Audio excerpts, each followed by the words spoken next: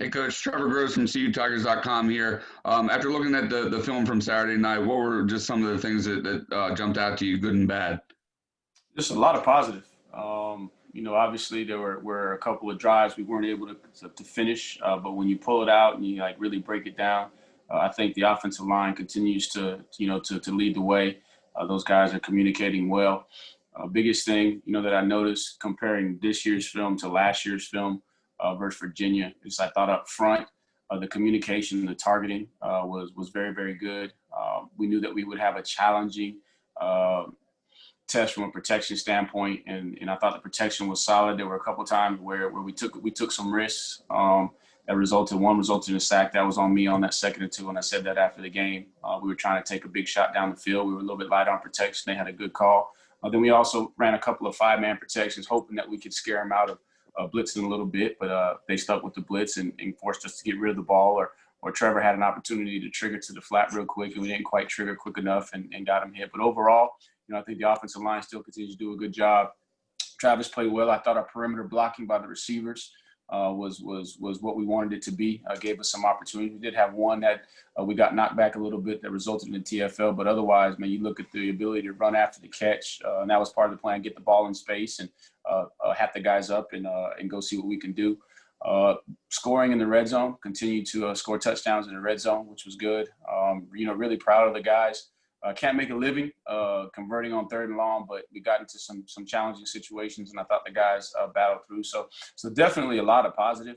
The effort continues to be good. These guys are playing hard, trying to be physical up front, owning the line of scrimmage. So I thought there was a lot of positive. And then Trevor just continues to play consistently at a high level. So the way coming out of it, definitely a lot of positive. It was a good opportunity to see how our guys were going to respond when an opponent punches you back. You get a little bit of blood in your mouth, see how they responded, and I thought they did a good job, especially at halftime, coming in, making the adjustments and going out and being able to score on the majority of the drives in the second half. So a lot of positive when you watch the film.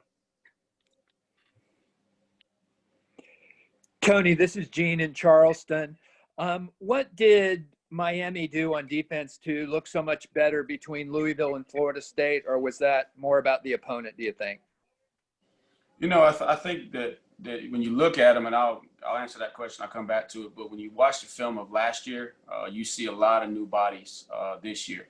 So I think that part of what you saw is just a unit that just continues to get better. They continue to build cohesion and chemistry and communication and getting everybody on the same page. So I think a lot of it is the more these guys play together, they're extremely talented. I mean, they're talented at all 3 levels, but they haven't all played together. And again, so just seeing those guys from week to week, they're going to improve. So it's going to be a good challenge for us. But I think the biggest thing is just another game, another opportunity to play together, and that cohesion is really coming together for them.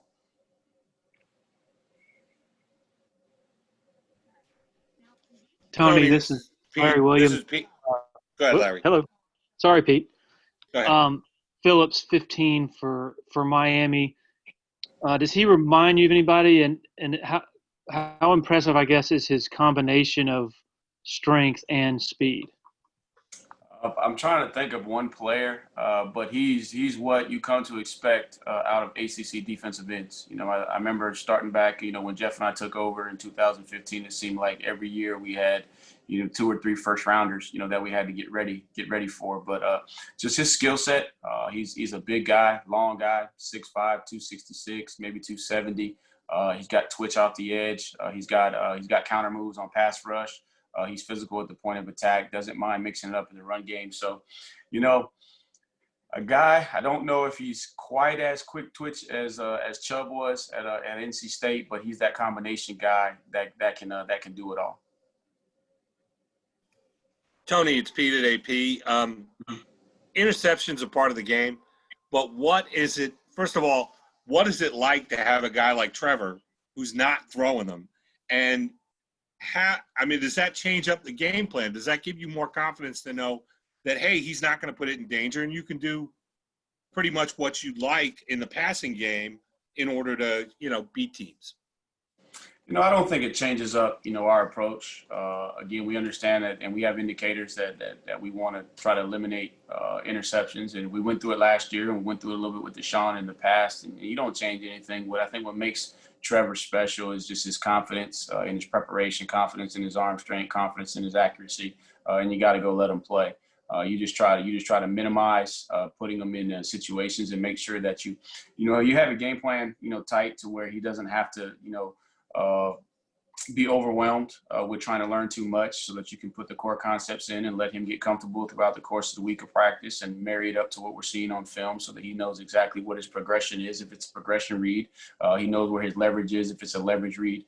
So I think you just try to keep that tight each week, so that you don't put too much on his plate, but you don't really change it up if you are having a situation, because it's like a shooter or a hitter in baseball, man. You got to work through those things. If you do encounter them, you know the importance of them. But right now, we are blessed and fortunate that Trevor's been doing a really good job of taking care of the football.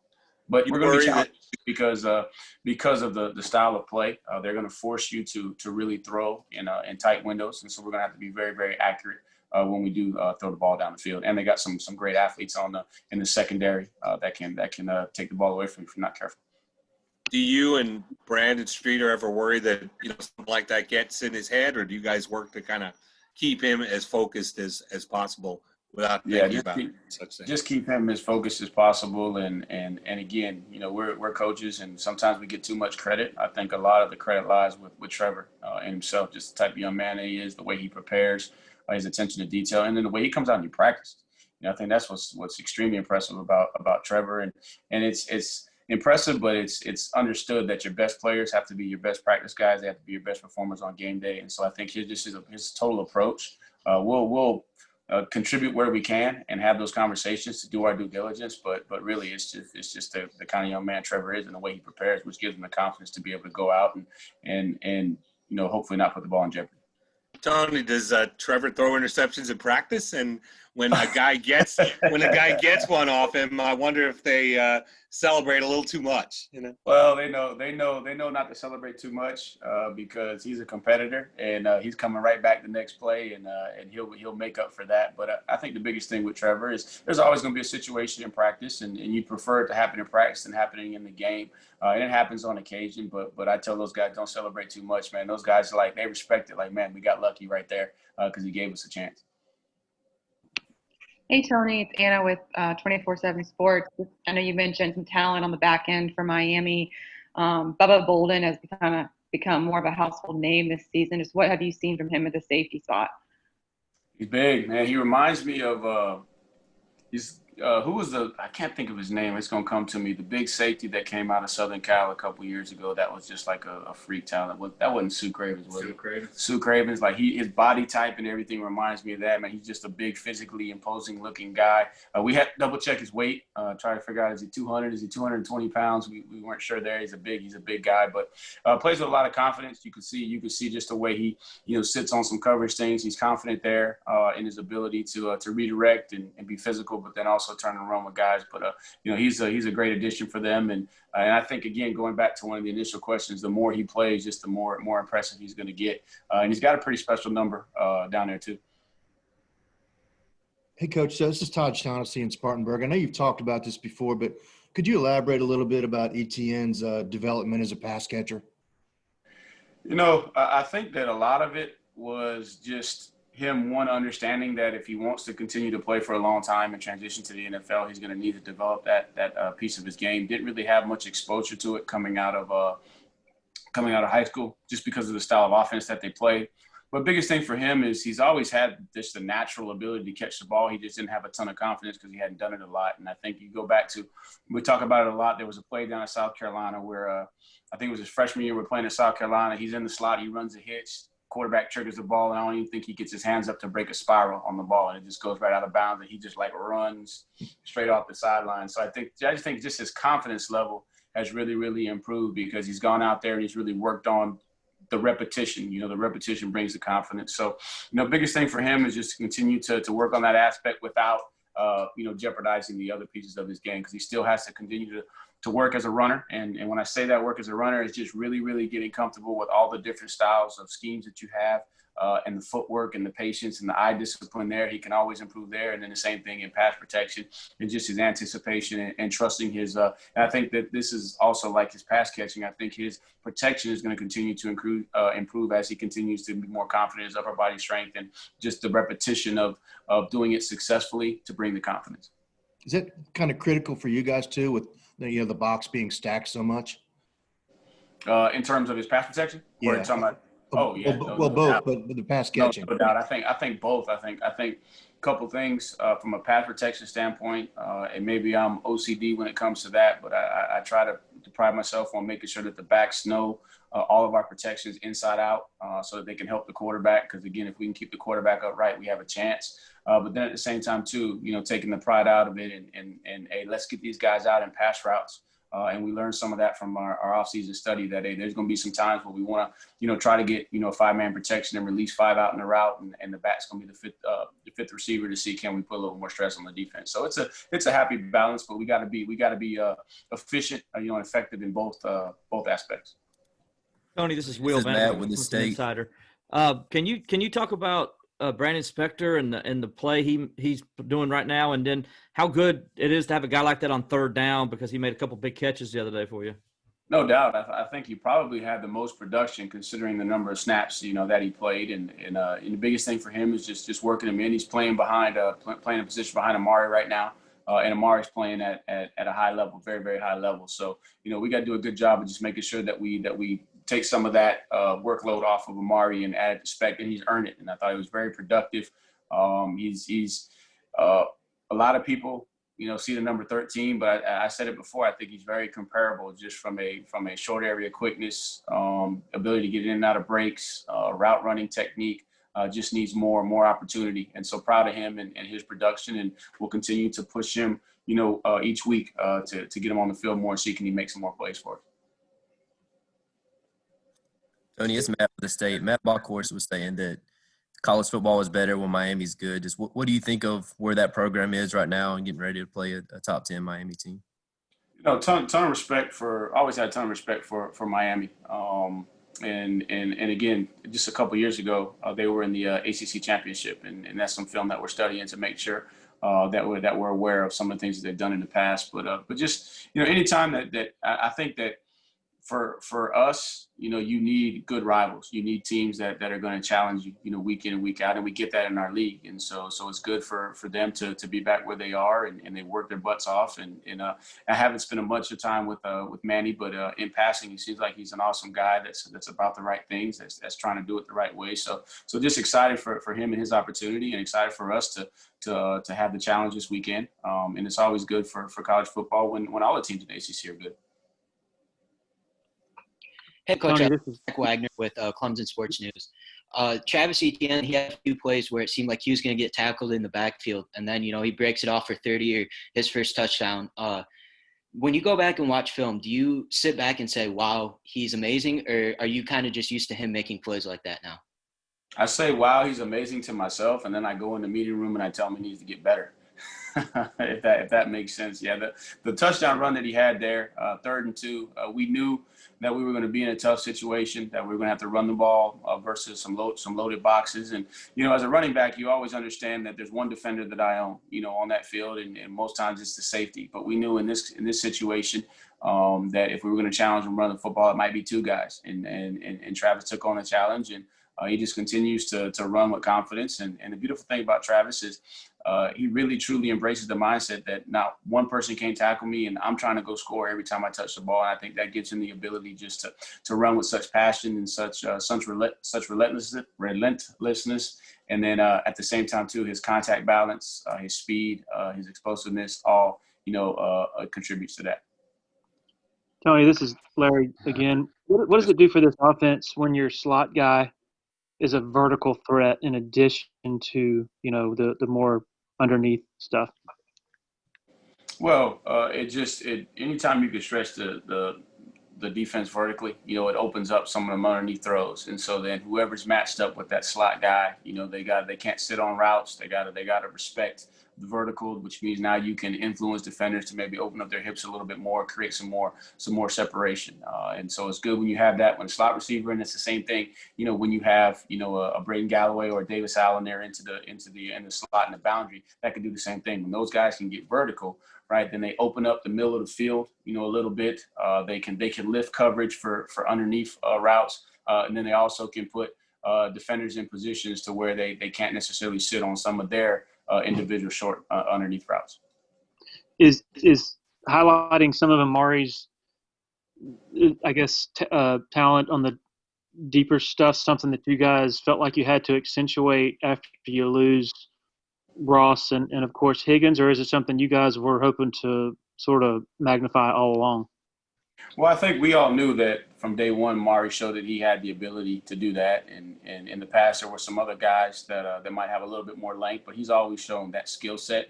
And now that he's back, playing at a high level, he's the guy that we got a lot of confidence in. And that right there as well, when you have a guy on the outside, that can go vertically, but then also can be a speed sweep guy, that also can be your slot boundary, man. It just makes your offense a lot more versatile. And so then you can just put guys in different positions to make plays. So that was something that we wanted to challenge Amari, the position that he's at, but then also with his individual skill set. And we're going to challenge the rest of the guys too, because our offense is built on, at times putting the ball up in the air and letting playmakers go make plays. Coach, it's Trevor again. I was going to ask you about Amari just now. Is he one of the more unique wide receivers you've ever coached? I mean, he's built like a running back, but as you said, he can play all over the field. I think in camp he even played the 9-man position. Just how unique is he? I think from a build standpoint, probably the most unique from that standpoint, because as you said, I mean, he looks like a running back out there, and then after the catch, he runs, run like a running back. But he also has, all of the change of direction and explosiveness, that you're looking for in a slot receiver, and then he can go up and he can get the ball down the field. So, but if you look in the past, you had a guy like that's very similar to him would be like Ray Ray. I thought Ray Ray had a very similar skill set, but didn't quite have the build. Renfro was a guy that had that skill set, maybe not so much of the high point down the field, but he can do a lot of different things with the skill set. So I think two things that make Amari unique is his build, and then I think also too the way he approaches the game, which separates him from some of the other guys, just because he's a true, in his mind, from my opinion, I think he's a true pro. Hey, Tony, this is Grace Rayner with The Athletic. What does it do for you guys when you have Braden and Davis playing at the same time? It's on the field at the same time or playing the same position? On the field at the same time. At the same time, it allows us to be able to get into some of the more run-heavy sets, and force the issue in the run game. But now also with those guys, you got to respect the ability for those guys to get out and pass combinations, and it not just be, boots and nakeds, but you got to defend those guys down the field going vertical. And even JC made a huge catch on a nub side corner ball down there at Wake Forest for a touchdown. I think it was the first touchdown pass of the year. Went to JC. So I think when those guys can stretch the field and make plays in the passing game, then it softens up, some of the box structures so that you can get, extra hats, extra angles in the run game. Now we knew going into the game versus Virginia that when you bring those big boys in the game together, that you're going to invite some of the heavy sets or some of the heavy box counts. And, we had to force the issue run the football on some occasions, but then also what it did is it created some one-on-one situations so you can try and get the ball down the field too. We'll take one or two more for Coach. Hey, Tony, this is Will with the Clemson Insider. What concerns you the most when you look at this Miami defense? The biggest thing is stopping, the penetration on the defensive line. They do a great job of penetrating, and then being able to hold up with the speed and the athleticism, off the edge. And then you're going to have to go make contested plays. All things that we're used to in games where the talent is equally matched. So we know that we got to handle the line of scrimmage because they're going to be aggressive. They're going to attack you. And then you got to make plays in tight coverage on the back end, and they're long in the secondary. We already talked about the safety, but both of their corners are very, very good, very, very long, very athletic, physical at the line of scrimmage. So we're looking forward to the challenge. We'll take Tony, this is Matt with the State. Just when you guys maybe aren't getting the yards per carry you typically would when defenses are stacking the box, is there ever any temptation to start throwing it 50 or 60 times, or what keeps you guys committed to running the ball even when they're stacking the box like they were? We want to stay balanced, but at the same time too, we want to win the football game. So we want to do what we need to do to win. And there's going to be situations where we're going to force the issue, but at the same time too, we're not going to get caught up on ourselves. We're not chasing stats. Man, we're trying to win the football game. We're trying to take advantage of what the defense gives us. And the other night, you saw that the key for beating those guys was to get the ball in space and then let your playmakers, go make plays. And again, we tried to force the run on certain occasions, and they did a good job. They got, one or two guys that we can't account for. So then, you don't necessarily want to throw it 50, 60 times a game. But, hey, if they're going to stack the box, then we got built-in things for the quarterback to be able to put the ball in space. And I thought our guys did a good job of blocking on the perimeter and then running after the catch, which gave us an opportunity. And then, they did a good job and because of, some of the situations where we were a little bit inefficient on some downs, on some early downs, we were able to overcome the long yardage situations on third down, which we can't make a living doing that. It was a good night, but we got to challenge our guys to just, stay ahead of the chains. And really, when you look at it, a lot of it was self-inflicted. We had penalties. We gave up the one sack. I said would put us in a long yardage situation, which was my fault on that deal. And then Jackson got beat one time that put us in some long yards, and we had some critical mental errors that we got to work through with a couple guys, false starts that kind of put us behind the chains. And then now you're trying to, now let's figure out how we can get back on schedule. And a lot of the schedule stuff is just outlet screens off of our run game.